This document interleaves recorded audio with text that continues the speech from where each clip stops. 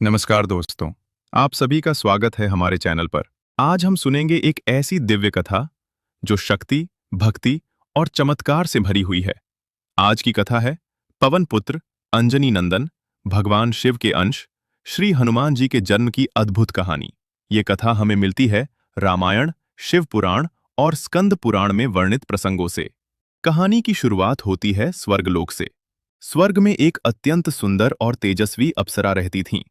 उनका नाम था अंजना। एक बार किसी ऋषि के श्राप के कारण उन्हें पृथ्वी पर वानरी रूप में जन्म लेना पड़ा। ऋषि ने कहा था, हे अंजना, जब भगवान शिव का अंश तुम्हारे पुत्र के रूप में जन्म लेगा, तभी तुम्हें इस श्राप से मुक्ति मिलेगी। धरती पर अंजना का विवाह वानरराज केसरी से हुआ। केसरी अत्यंत वीर और पराक्रमी थे, लेकिन विवाह के कई वर्षों बाद भी उन्हें संतान सुख प्राप्त नहीं हुआ। अंजना बहुत दुखी रहने लगीं। उन्होंने निश्चय किया, अब वे भगवान शिव की कठोर तपस्या करेंगी।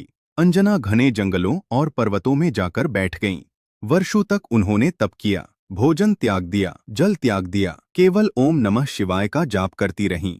उनकी तपस्या से प्रसन्न होकर स्वयं भगवान शिव प्रकट हुए। भगवान शिव ने कहा, हे अंजना, मैं तुम्हारी भक्ति से अत्यंत प्रसन्न हूँ। मैं अपने अंश से तुम्हारे पुत्र के रूप में जन्म लूंगा। तुम्हारा पुत्र अतुलनीय बलवान, बुद्धिमान और तेजस्वी होगा। अंजना की आंखों में खुशी के आंसू आ गए।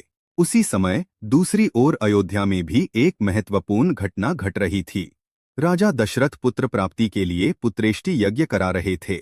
यज्ञ पूर्ण होने पर अग्निदेव प्रकट हुए और उन्होंने राजा दशरथ को दिव्य खीर प्रदान की। राजा दशरथ ने वह खीर अपनी रानियों में बांट दी। उसी खीर के प्रभाव से आगे चलकर भगवान राम का जन्म हुआ। लेकिन कथा यहीं समाप्त नहीं होती।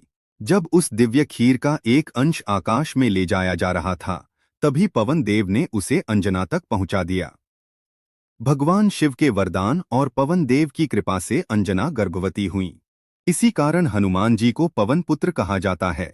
समय बीता और चैत्र मास की पूर्णिमा के दिन मंगलवार को अंजना ने एक दिव्य बालक को जन्म दिया। जैसे ही वह बालक जन्मा, आकाश में प्रकाश फैल गया। देवताओं ने पुष्प वर्षा की।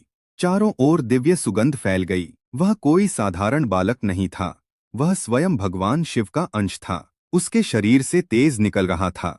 आंखों में अद्भुत चमक थी। उसकी पूंछ लंबी और मुख वानर के समान था। देवताओं ने आकर उसे आशीर्वाद दिया। इंद्र ने वज्र से रक्षा का वर दिया। सूर्यदेव ने ज्ञान का वरदान दिया। वायुदेव ने अपार बल और वेग दिया। और इस प्रकार उस दिव्य बालक का नाम रखा गया हनुमान। दोस्तों, यह जन्म कोई साधारण घटना नहीं थी। यह ईश्वर की एक महान योजना का हिस्सा था। आगे चलकर यही बालक भगवान राम का परम भक्त बना, लंका में जाकर सीता माता का संदेश लाया और धर्म की रक्षा में सबसे महत्वपूर्ण भूमिका निभाई। अगर आपको यह कथा पसंद आई हो तो वीडियो को लाइक करें, चैनल को सब्सक्राइब करें और कमेंट में लिखें जय बजरंगबली।